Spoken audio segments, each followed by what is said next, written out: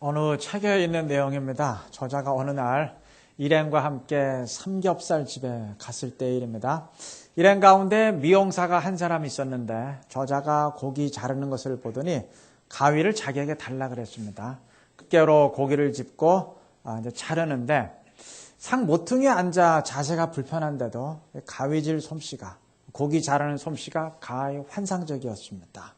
자, 그래서 어느 식당의 종업원보다 솜씨가 화려하다고 느꼈어요.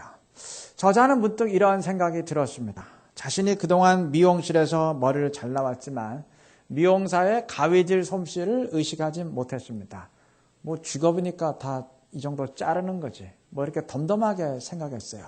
그런데 고기 자르는 솜씨를 보면서 놀라게 된 이유가 뭘까요? 저자는 자신이 머리카락은 잘라본 경험이 없지만 고기는 잘라보았다는 사실에 생각이 미쳤습니다. 이유는 거기에 있었습니다. 나도 해본 일, 내가 경험한 일이라는 사실이 판단 기준이 되자 그 가위질 솜씨가 눈에 들어오게 됐던 겁니다. 경험하지 못한 일보다 경험한 일에 감각이 더 예민하게 작용하게 되는 것. 뭐 당연한 일이 아니겠습니까? 지금 세대는 잘 모르겠지만 예전에 배너라는 아주 유명한 영화가 있었습니다. 아카데미상이 총 12개일 때 그 가운데 하나 빼놓고 11개의 부문을 수상했던 기념비적인 영화입니다. 그 영화에서 주인공 배너는 친구의 모함으로 노예로 팔려갔다가 그 전쟁 중에 장군을 구출한 것이 계기가 되죠. 노예 신분을 벗어나 그 장군의 양자가 됩니다. 근데 그 영화에서 장군을 구출한 직후 장군과 함께 노예선 밖으로 걸어 나가던 배너는 문득 발걸음을 멈추게 됩니다. 배 갑판 밑에서 노를 젓고 있는 노예들의 모습이 그의 눈에 들어왔던 겁니다. 그러나 한동안 그들에게서 시선을 뗄 수가 없었습니다. 그 옆에 로마 군인들이야 무덤덤했겠지만 그의 시선은 다를 수밖에 없었습니다. 그 역시 얼마 전까지 바로 그 자리에서 노를 저었던 노예였기 때문입니다. 영화에서 배너가 또 한 번 시선을 멈추는 장면이 있습니다. 양자가 된 이후 어느 날 십자가에 달리신 예수님을 보았을 때입니다. 이전에 그가 노예로 끌려가며 사막을 통과할 때 인솔하는 군인들이 다른 노예들에게는 물을 주면서 유독 배너에게는 물을 주지 않았습니다. 의도적으로 죽이려 했던 겁니다.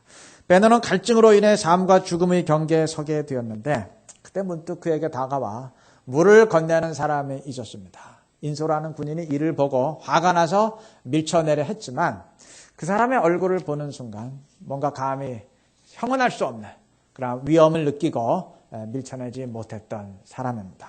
그런데 그때 물을 건넸던 바로 그 사람이 십자가에 달려 있었던 겁니다. 배너의 시선은 놀라움으로 얼어붙었습니다. 십자가의 죄수를 바라보는 그의 마음은 주변 군중들의 마음과 다를 수밖에 없었습니다. 그의 사랑과 위험을 몸소 체험했기 때문입니다. 체험이 있는 사람은 이처럼 반응이 다릅니다. 강렬하고 특별한 체험일수록 그렇습니다. 똑같이 교회에 나와서 주님께 예배해도 주님을 체험한 사람과 그렇지 못한 사람은 벌써 마음가짐이 다릅니다. 똑같이 기도의 응답에 대한 말씀을 들어도 응답의 체험을 해가는 사람과 그렇지 않은 사람은 마음의 울림이 다릅니다. 전도의 간증을 동일하게 들어도 복음 증거의 현장에서 전심으로 애쓰는 사람과 그렇지 않은 사람은 반응이 다르게 되어 있습니다. 체험은 나의 신앙을 결정짓는데 지대한 영향을 끼칩니다. 물론 체험만이 전부는 아니지만 가장 큰 영향을 끼칩니다. 거의 절대적입니다. 내가 인식하던 못하던 나의 판단과 행동 하나하나엔 내가 가진 체험이 묻어있게 마련입니다. 오늘 읽은 본문에서 이스라엘 백성들은 하나님의 말씀을 듣는 영적 집회에 돌입했습니다. 성벽을 쌓고 물리적 회복을 이루었으니 영적 회복으로 진행한 겁니다. 외부적 변화를 이루었으니 이에 발맞춰 내면적 변화를 이룰 차례였던 겁니다. 근데 오늘 본문을 보면 하나님의 말씀을 들으며 반응하는 이들의 모습이 불순종으로 말미암아 징벌을 받았던 이전과는 완연히 달랐음을 알게 됩니다. 1절에서 이들은 수문학 광장에 모여서 에스라에게 하나님의 말씀을 낭독해 줄 것을 간청했습니다. 말씀에 대한 갈급함과 사모함을 지녔다는 말입니다. 이들의 요청대로 에스라가 말씀을 읽으며 집회를 진행할 때 이들은 5절의 말씀처럼 모두 일어서서 말씀을 들었습니다. 3절 말씀에 의하면 에스라의 낭독이 새벽부터 정오까지 진행이 됐습니다. 그러니까 최소한 매일같이 6시간 정도는 진행이 된 겁니다. 근데 그 시간 동안 계속 일어서서 들었습니다. 물론 계속 진행하진 않았겠죠. 중간중간 휴식이 있었지만 어쨌든 낭독되는 순간만큼은 계속 일어나서 들었습니다. 이건 말씀에 대한 경외감이 없이는 불가능한 일입니다. 한번 서서 들어보세요. 1시간 들을 수 있나? 못 듣습니다. 정말 말씀이 나를 사로잡기 전까지는, 말씀에 대한 경외감을 지니기 전까지는 불가능한 일입니다. 이들은 말씀에 대한 그러한 열정과 경외감을 품었습니다. 또한 이들은 말씀을 들으면서 9절의 내용처럼 그동안 말씀과 어긋났던 자신들의 불순종을 깨닫고 회개의 눈물을 흘리게 되십니다. 말씀의 깊은 감동과 은혜를 받았다는 말입니다. 마지막으로 이들은 초막절을 지키라는 말씀을 발견하고 18절 말씀처럼 집회가 끝난 뒤 초막절을 준비해서 온 민족이 초막절을 지키게 되십니다. 말씀을 순종했던 겁니다. 정리하면 이들은 말씀을 사모했고 말씀을 경외했고 말씀의 감동과 은혜를 받았고 말씀을 순종했습니다. 더 이상 바랄 것이 없을 정도로 말씀에 대한 완벽한 신앙을 드러냈던 겁니다. 그 이유가 무엇일까요? 말씀의 주인이신 하나님을 체험했기 때문입니다. 이들은 지금까지 성벽 공사를 진행하면서 하나님의 인도하심과 함께하심을 체험했습니다. 유대 백성들 가운데 그 누구도 그것을 부인할 사람은 없었습니다. 6장 15절의 증언처럼 심지어 지금까지 성벽 공사를 끈질기게 방해하고 하나님을 대적했던 그 주변의 대적자들마저도 이것은 필시 하나님이 하신 일이다 라고 인정을 했는데 이스라엘 백성 가운데 누가 그것을 의심을 하겠습니까? 즉 이들에게 여호와 하나님이란 먼 옛날 모세와 다윗에게만 말씀하셨던 하나님, 책 속에만 기록된 하나님이 아니고 자신들이 직접 체험한 살아 계신 하나님이었습니다. 느헤미야와 신실한 자들의 기도를 들으시고 그 회복의 약속을 지금 이 순간 이루어 가고 계시는 살아계신 하나님이었습니다. 그 하나님의 말씀이었기 때문에 이들의 마음은 떨릴 수밖에 없었고 온 마음을 다해서 반응하게 되었던 겁니다. 예수님이 십자가에 달리실 때 제자들은 도망쳤지만 여인들은 십자가 현장과 장례 현장까지 따라갔습니다. 장례 이후에도 마리아는 당시 유대인의 풍습을 따라서 예수님의 시신에 기름을 바르기 위해 무덤을 찾아갔습니다. 예수님을 향한 그녀의 마음은 물론 귀합니다. 그런데 한 가지 부족한 점이 있습니다. 그녀는 살아계신 주님이 아닌 죽은 주님, 시신으로서의 주님을 찾아갔습니다. 주님이 누차 자신의 부활을 예고하고 또 예고하셨음에도 죽은 주님을 만나러 갔습니다. 오늘날의 그리스도인들 역시 크게 다르지 않습니다. 매주일 우리는 어떤 주님을 예배하기 위해서 이 자리에 나옵니까? 죽은 주님입니까? 아니면 살아계신 주님입니까? 주님을 내가 체험하고 교제하는 사람은 살아계신 주님을 예배하는 자입니다. 반면 성경 책 속에만 기록된 하나님, 남들이 말하는 하나님, 목사가 전해주는 하나님, 그 하나님만 아는 사람이라면 이미 2000년 전에 죽은 시신으로서의 주님만 찾고 있을 뿐입니다. 우리 신앙이 생명력을 잃고 몸이 건조해지는 이유가 바로 여기에 있습니다. 죽은 주님만 아는 믿음이 어떻게 생명력을 지닐 수 있겠습니까? 그 죽은 믿음밖에 더 되겠습니까? 우리나라 사람들은 중고등학교 6년 그리고 그 이후 개인적으로 차이는 있겠지만 또한 1, 2년 그 최소한 10년 가까이 영어를 배우면서도 막상 영어권에 가면 언어가 서툴러서 고생합니다. 영어를 가르치는 직위에 있는 사람 역시 똑같습니다. 제 경험상 그렇습니다. 반면 그날에 이민 온 한국 어린아이들은 한 2년 정도만 지나면 언어로부터 자유로워집니다. 왜 그럴까요? 우리는 언어를 학교에서 배웠습니다. 책상에서 칠판과 책을 통해서만 공부했습니다. 반면 이민 온 아이들은 살아가면서 익숙해졌습니다. 그 차이입니다. 책에서 습득한 언어는 사용하지 못하는 죽은 언어가 되고 삶에서 체험한 언어가 살아있는 언어가 됩니다. 이건 신앙의 영역에서도 정확하게 동일하게 적용됩니다. 책 속의 말씀을 통해서만 주님을 아는 믿음은 그건 죽은 주님만 아는 죽은 믿음입니다. 그거밖에 안 됩니다.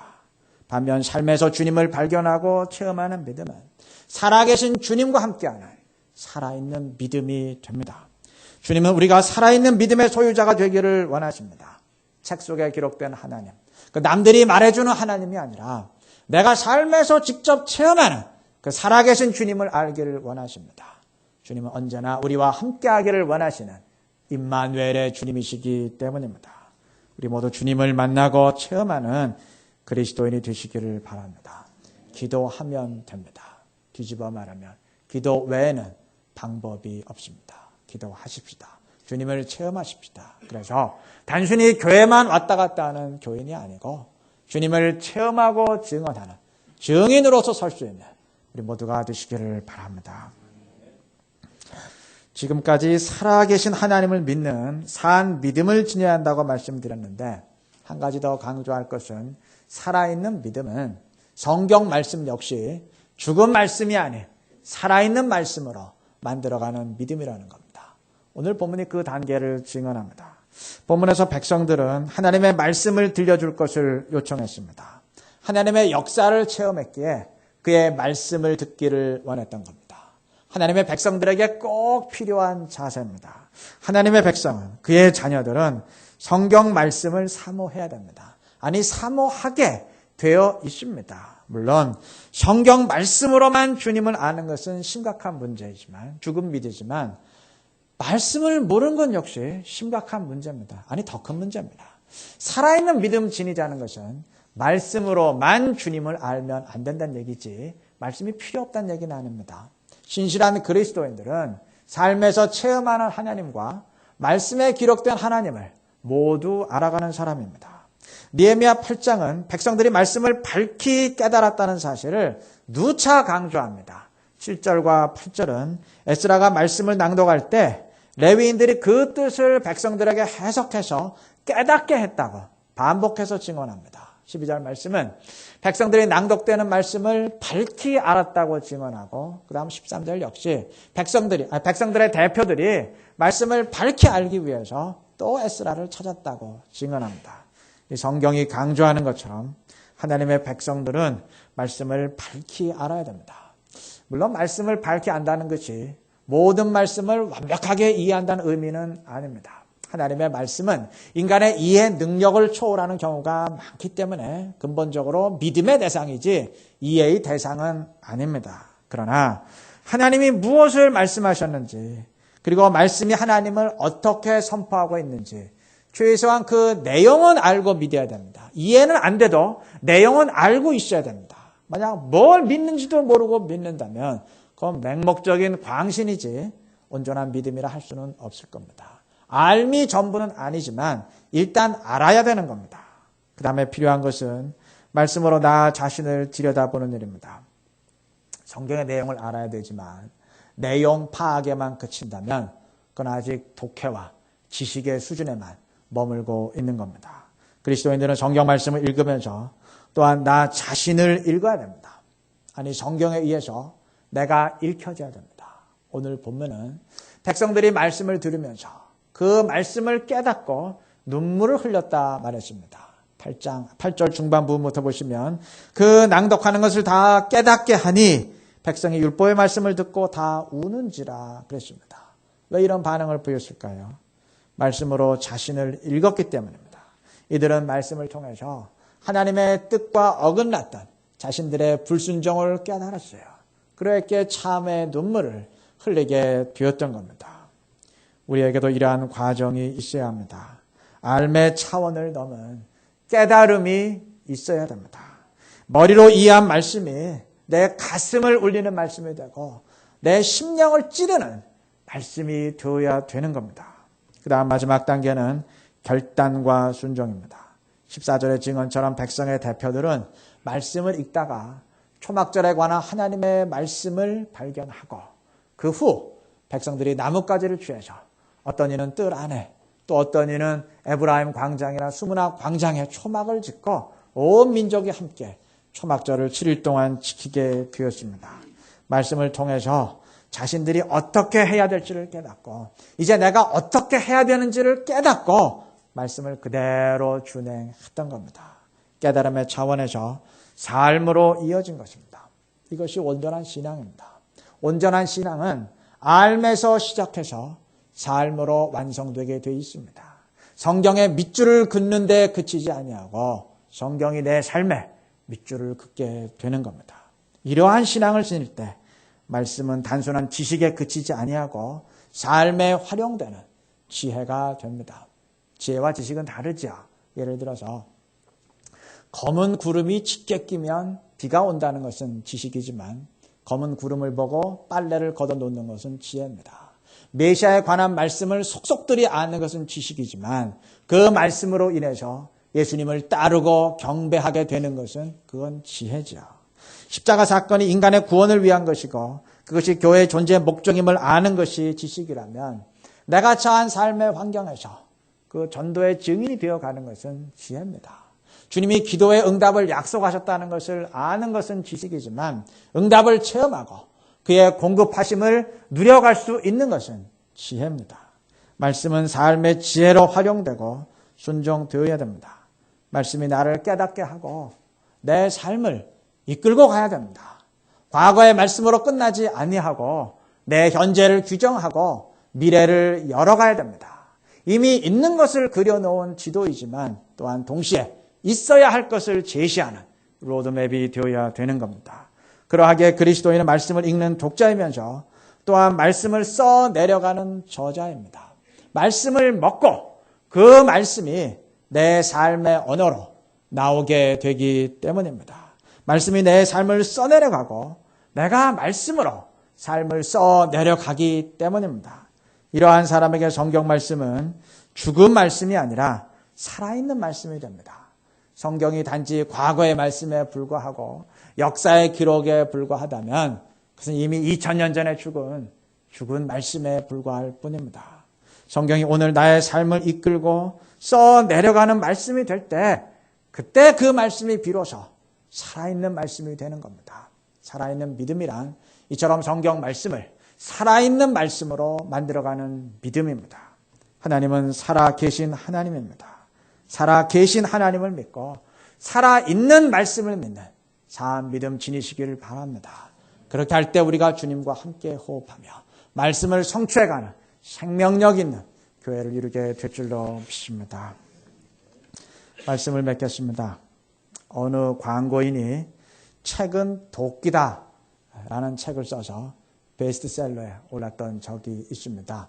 책이 독자의 내면과 감성을 깨뜨리는 도끼가 된다는 의미의 제목인데 그리스도인의 입장에서 말한다면 성경이야말로 정말 우리를 깨뜨리는 도끼가 되어야 됩니다. 성경은 냉랭하다 못해 꽁꽁 얼어붙은 우리의 내면을 깨뜨리는 도끼여야 됩니다. 자기 주장으로 똘똘 뭉친 교만도 깨고 말씀을 분수종하면서도 깨닫지 못하는 영적 둔감함도 깨고 알량한 자존심도 깨고 이리저리 결단하지 못하는 우유부단함도 깨고 하나님과 나 사이의 장벽도 깨고 다 깨부수는 도끼가 되어야 됩니다. 만약 성경이 도끼가 되지 못하고 책에 그치게 된다면 율법을 안다고 자부하다가 그 율법으로 인해 예수님을 대적했던 바리새인들의 경우처럼 성경 지식이 되레 내 발등을 찍는 믿는 도끼가 될 것입니다. 오늘 본문의 내용은 말씀이 도끼가 된 이야기입니다. 하나님의 말씀이 들려질 때 그 말씀이 도끼가 되셔 백성들의 심령을 여지없이 깨부쉈습니다. 이들은 말씀 앞에 철저히 부서졌고 정복당했고 그러했기에 말씀에 이끌려 순종하게 되었던 것입니다. 이들에게 말씀은 살아계신 하나님의 살아있는 말씀이었던 겁니다. 이들이 말씀에 이끌려 초막절을 지킬 때 17절 중반 부분은 이들의 모습을 이렇게 기록했습니다. 여호수아 때로부터 그날까지 이스라엘 자손이 이같이 행한 일이 없었으므로 이에 크게 기뻐하며 그랬습니다. 이 말은 그동안 이스라엘이 여호수아 때부터 초막절을 지킨 적이 없었다. 지금 비로소 지켰다. 그 얘기가 아닙니다. 이전의 역사를 살펴볼 필요 없이 에스라 3장 4절에 의하면 이들 자신이 몇 년 전에 초막절을 지켰습니다. 근데 왜 여호수아 때부터 지금까지 이같이 행한 일이 없다고 말했을까요?